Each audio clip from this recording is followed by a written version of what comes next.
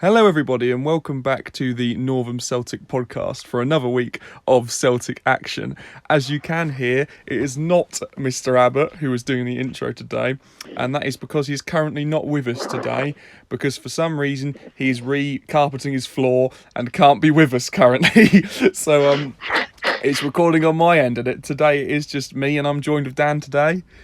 Hello everyone, nice to see you all and hear you all. It's just the two of us today, so we've got a little podcast session that we thought we'd bring you to, episode number 9, nearly to the decade episode of number 10. But before I get into this episode, one of my dear friends at work, son, has opened an ice cream shop in Fram called the Ice Cream Shop. Straight to the point, no messing about there, and it is done by the company Watson and Walpole, who I know as well. They'll be opening a Italian restaurant shortly, I think, in the area too. But it's open 7 days a week, and it's located round the back of Fram, right near where the castle is. So if you're in Fram and it's hot and you're fancying an ice cream, do go there. I know that we will definitely be turning up there a few times, I think, Dan, in the future. Lovely. Love an ice cream on a hot sunny day. Oh, who doesn't? And and I thought, we'll help. We've got to help each other out, haven't we? Especially in these times. For our flashback result today, we have a 5-3 victory against the Panthers, Hindlesham Panthers, who were new to the league last season. And I thought I'd pick that out. I thought I'd pick one out from this season. We had 3 goals from Kelvin in that game, as well as a goal from yourself and a goal from Callum. But as we found out in the podcast about the award ceremonies, Callum had an injury, didn't he, Dan? Yes. Not a very pleasant injury either. No, completely shattered his knee, didn't he? So yes.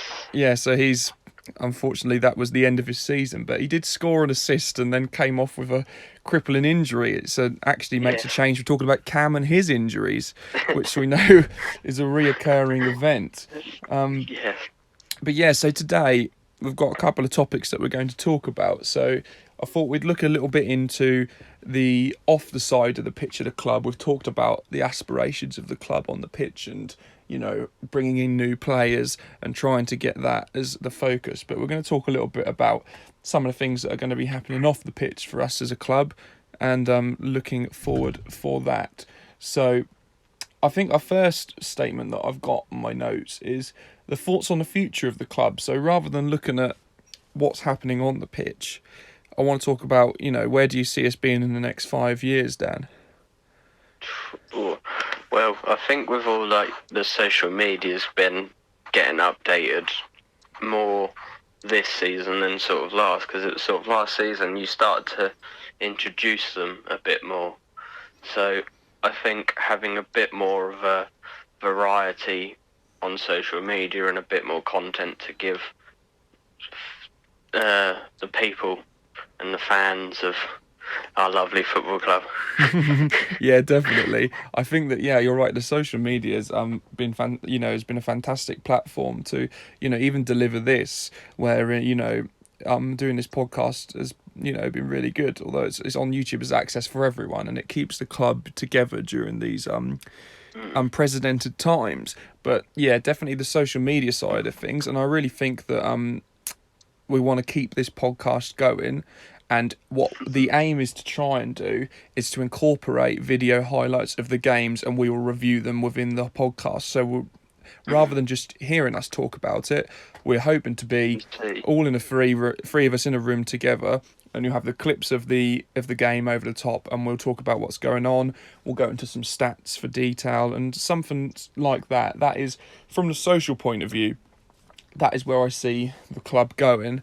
I mean, yes. As it's a broad question, I do have some sort of sub-points to go with it, which I thought would help us answer it, because it is such a big question with such a broad umbrella over the top with thinking just about... Just before you go on to your points... Oh, yeah, sure, go ahead, Dan. The thing with the social media, it's a lot more common these days than it would have been a while ago or 8 years ago. So the social media is quite a big side of publicising a club.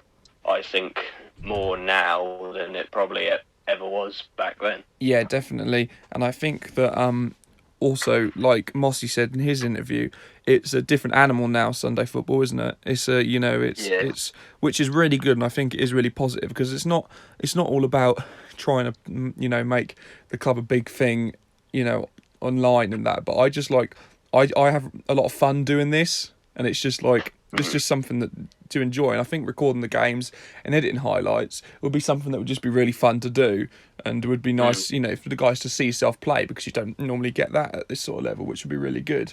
But long-term commitment for yourself, Dan. Do you see yourself taking a bigger role within the club in the next 5 years? I would like to say yes, because a few weeks ago I mean, sorry to interrupt. What would that make you 5 years time? What, you'd be 25? Yeah, 25. I would be 25. Blimey. But the other a month or two ago, I got added into the committee, which was one of my aspirations. I did want since I sort of joined, but I was sort of getting on to telling you that I did want to play a part in the club a lot more than sort of just being a player. I want sort of both sides of the club. So for me, it would be get more involved in the club off the pitch as well as on it, but also learn the more skills I sort of learn within playing football and then sort of passing it on and gradually sort of coaching the squad in like a short period of time in like training. If it was just something little, just something to give back to the club, so to sort of speak. Yeah, definitely. And I think, for myself, I mean, 5 years time, I'll be, getting towards 30 now, which is ridiculous to even think that. And I'll have, I've played for this team since I was 16, 17 years old. So I've, and Mossy was the chairman then, and a lot of the players, the older heads of the squad were still there. And it is about passing it down. And we are the next sort of element of that. And for an aspiration for me, and I can definitely speak on behalf of Cam as well as this because we've talked about it before, is potentially in the future being manager. I want to definitely do that, but I want to make sure my playing days are more or less done at that point. As much as I love that side of the game, I don't want to start doing it too early and it affects my playing. But I would want to do that eventually, so that for me is the long-term goal. But definitely, I find that being more involved in this side of the club, it means so much more to you. And I think, like Mossy said in the podcast, something that everyone should aspire to do is to, if they want to be involved more in the club, is to establish yourself within the squad. And another example of that is Kev. He's only been here a year, and he's now on the committee, and he's making a great impact, which is just one of the people that he gets almost looked over on the pitch because he does, as Cameron says, a clean-up job, but he does so much off the pitch too that needs to be accounted for. But yes, and you can't always see both sides of it. You only sometimes can just see the one side. Yeah, exactly, and I think it's really important to acknowledge that. But yeah, definitely learn long-term commitments. I can see this club going a long way because of the people behind it and the strong team that we have together. The next point would be looking at, future team socials. From my point of view, I think we just hand that one over to Charlie. Let him organise that. But I know it was it has been swung about a lot, and I think a lot of it has been organisation. But I would quite like to do more sort of evenings together and those type of events. Have you got any ideas on that, Dan? Yeah, like team bonding would be good. Yeah, definitely. I think it's really important. Team meals after every month or something at the end of the month. Yeah, or at least just meeting up every so often to kind of just spend some time together. And I know it's really hard because of the circumstances of players playing Sunday generally have a lot of other commitments going on. But, finding that time would be, really good fun. And I know that we definitely are trying to plan a night out. And I just really want to stick a GoPro on Cameron because that is going to be the biggest experience of it. Those of us who know him well, it is hard to get him out, as we very well know. But when you do, it is a great laugh. And I've had many party experiences with him where it has had him nearly on the floor at 7 o'clock in the evening. But I'd love to see that, those two, the two C's, Connor and not Connor, Charlie and Cameron on a night out. No, we don't want to bring Connor into this. Yeah. But yeah, definitely, I think that's a really good thing that would be nice for the team to do, and it's important. Like Mossy said, you know, how there used to be a whole day out, how you'd play at 10:30 and then you wouldn't get home till 10:30 in the evening, and I like that aspect of it. But I know that a lot of players have so much else going on that you want to almost take an essence of that and bring it to what we have now, and sort of do something like meet up. But we need a place to meet up after the games, don't we? Yes, 100%. But yeah, if you have like that pub or place that you meet before or after a game, you can, the more sort of social time you spend as a team, the more you get to know each other's characters, and sort of build on friendships, and then aspiring that onto the pitch. It would be like really everyone clicks, and then you just feel the buzz around the whole of the club. Yeah, definitely. And I think that, like I say, we're really looking for a pub affiliation. So if there are any people out there listening, or who have a pub or have a company that would like to get involved with the club and the vision that we have, and potentially, you know, looking to sponsoring us, that's exactly what we need. And we'd love to have someone on board for that. But we are looking for, one, a sponsor, and two, a pub that we can call our home to go after the games. And like I say, with all of this publication that we're talking about, it's your name would get out there as well. So it's, it all helps us all together. So I think there's something in it for everyone. Exactly, yeah. But I think we just need a place to meet, and I know that the committee meetings we've been having at the Gardeners Arms in the future, but I know they sponsor quite a lot of clubs, so it's just finding the right fit for the team, isn't it, and for the clubs and the club's vision. Definitely. Yeah, definitely. Which would be really nice, but we are looking for that. Another point I've got in here is looking at maybe starting some tournaments, and potentially even going to play some teams abroad like they used to. I know that Mossy touched on it, and we're going to hopefully get Mick on in the next coming weeks. Those who know Mick is one of the senior members of the club and has been around for a very long time and knows a lot about the league and a lot about what's going on in Saturday and Sunday league football. So we hope to get some of that knowledge off of him in the future. But they went on these trips into Belgium, and they went to Amsterdam, and I think that they had teams out there that they went and played, and it was really good.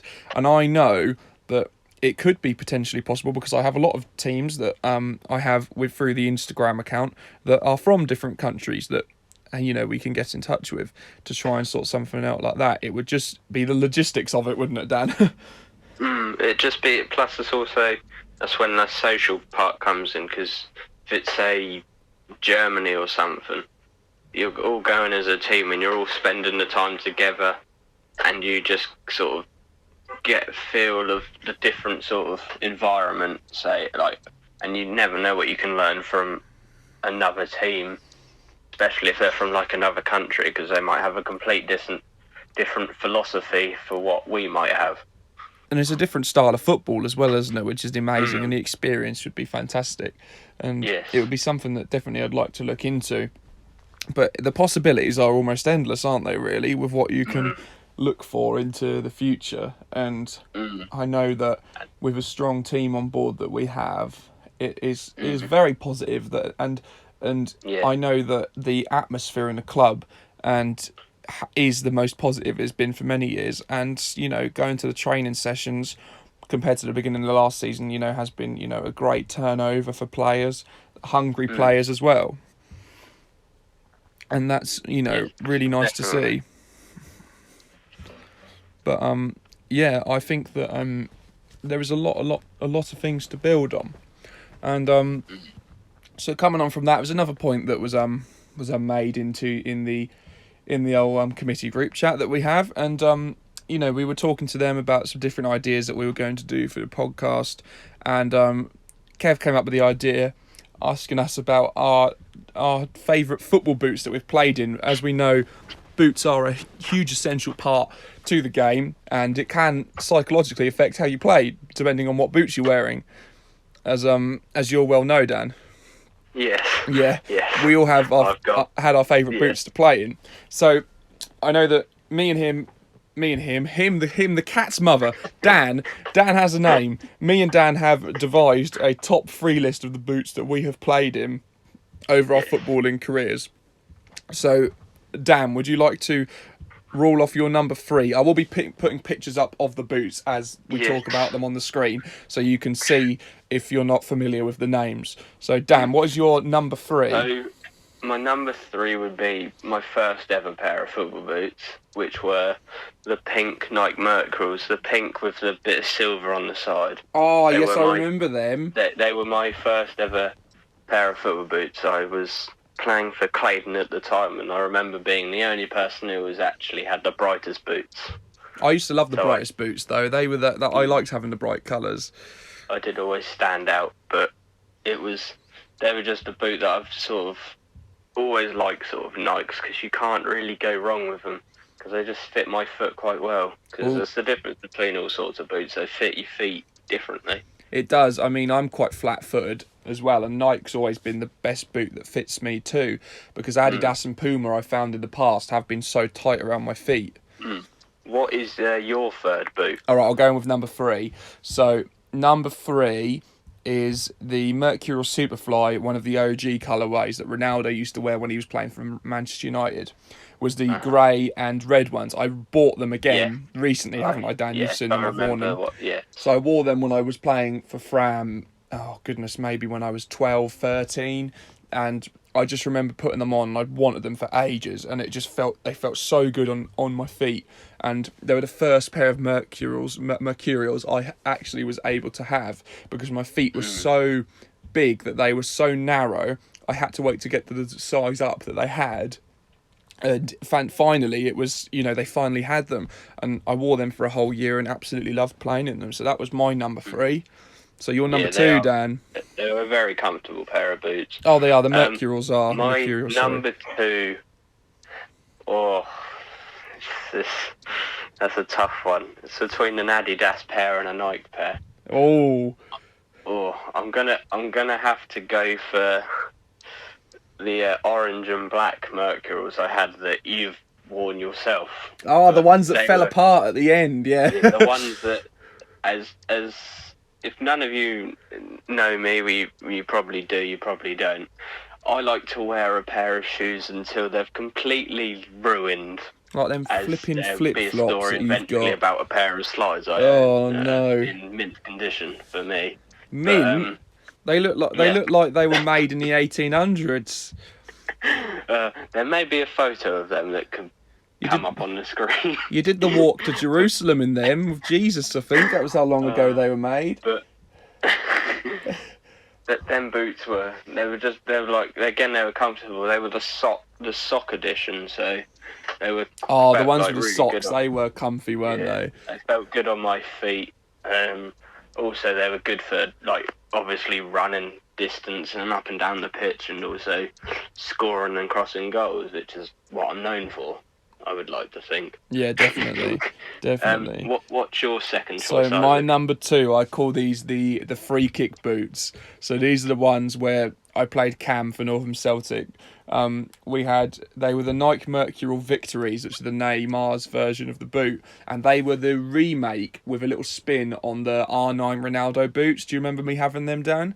They were the sock ones that I had. Do. The ones that I accidentally grinded into the ground through playing them at Gainsborough on the AstroTurf.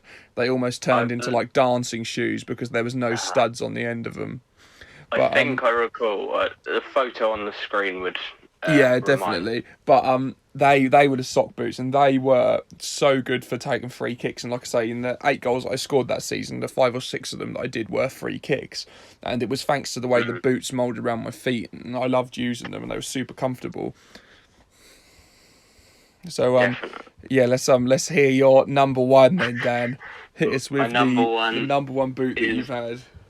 The number 1 boot, it was a purchase I made at the start of the season. They're the black and white Adidas Classics, not quite World Cup Classics, sort of but a similar model of them. Similar model like that, but they were probably up there just because of how good of progress I've done with them this season. scoring the goals in them, but they're like really comfortable. It's just obviously wearing a pair of boots in is a pain just due to the blisters. But once you get past the blister barrier, they're It is fine working to them play in, isn't it? That's and the problem with new Mm. boots, isn't it? It's working through the blisters. But once you get past the blisters, you then sort of know how well they sort of last. Yeah, But definitely. for me, football boots are lucky to get a season out of them because they normally break due to the amount of power that my shots go through. Yeah, well, I think it's a left-footed thing. I find too. It's the way that we walk and the way that we run. There's something about it. Yeah. I can't quite put my finger on what it is, but we do tend to tear the They boots don't apart like. on They that just. left foot. I just don't think they like left. I don't think football boots are made for left footers. Yeah. What is your number one? Oh, right. So my number one are the Hypervenom OGs, the black and orange colourway of the Hypervenoms, the first ones that came out that Neymar wore. And Did they have a little skull on them? they did, yeah. They had the skull and crossbones on the inside. Yes. And I wore them for my final season in my year at high school, where I was playing for Fram. We won the league, we won the cup, and this is when I was playing on the left wing, and I scored 24 goals in 22 games with those boots. They were by far the best boots that I'd ever used. And if I had the money, I'd buy the remakes, but I can't bring myself to buy a pair of £230 boots. It's Sunday League. yeah, but they are my all-time favourite boots, and they were just absolutely gorgeous, and I would give anything to have those exact ones back again. Mm. But yeah, it's Very good. Both good choices, I believe. I think so. I mean, we've definitely gone down the Nike route there. I think definitely gone down the Nike route, but I think for us, it is how it fits your foot, and it's really like if you've got flat feet and big feet, Nike is a really good boot for that. And I think I remember. Do you remember the Total 90s, Dan? The Yes, T90s I with do. the 90 on the Yeah. middle of your foot. Those were fantastic for people with feet like mine, and but they were brilliant. But I think if you've got for big feet and wide feet, basically very unattractive feet, is the best thing to do is to have a Nike boot. Yes. If you've got more And if narrow there's one feet, sorry. no, so if you've got the more narrow feet, Adidas and Puma are probably a bit more best you fit. But yeah, sorry, Yes, Dan, what were you going to say? Yeah. Being the only issue, like, so if you're going to buy a new pair of boots for the season, and you have quite big feet. The one thing that probably does go through your head is, why can't I find a pair of boots in my size? Oh, that's the story of my life. Being That is. size 12s is a Yeah, well, we're nightmare. both the same Trying to size, find aren't a we? pair of- Yeah, trying to find a pair of boots in your size isn't as hard as you might think, but trust me, it is.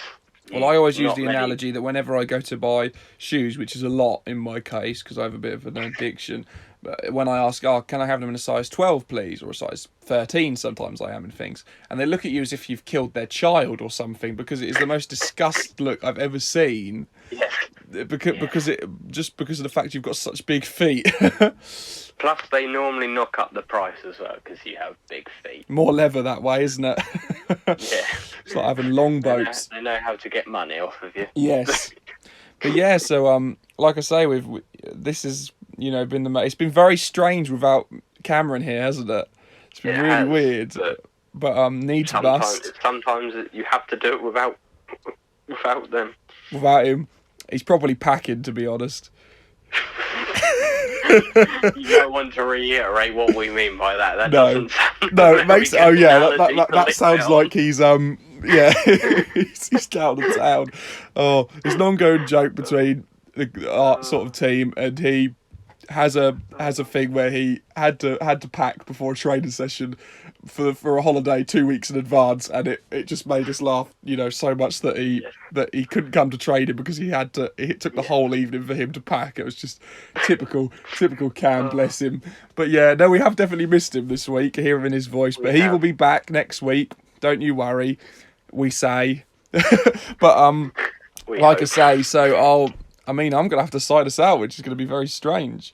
So Yes. I mean, Just before you sign us off, Isaac, remember, if you have anything you want us to talk about, leave it in the comments or get in contact with us on our social medias. So thank you for listening from me. I will now hand you back to Isaac. cheers. Well, thank you very much, Dan. So yeah, thanks very much for listening, guys, and sticking with us throughout these podcasts. It's great that people are tuning in still and listening, and it means a lot to us too, spending a lot of time and effort and making these. So it's goodbye from me. So peace and love, guys, and I will speak to you next week in next week's podcast. Goodbye. Episode 10. Bye. Bye.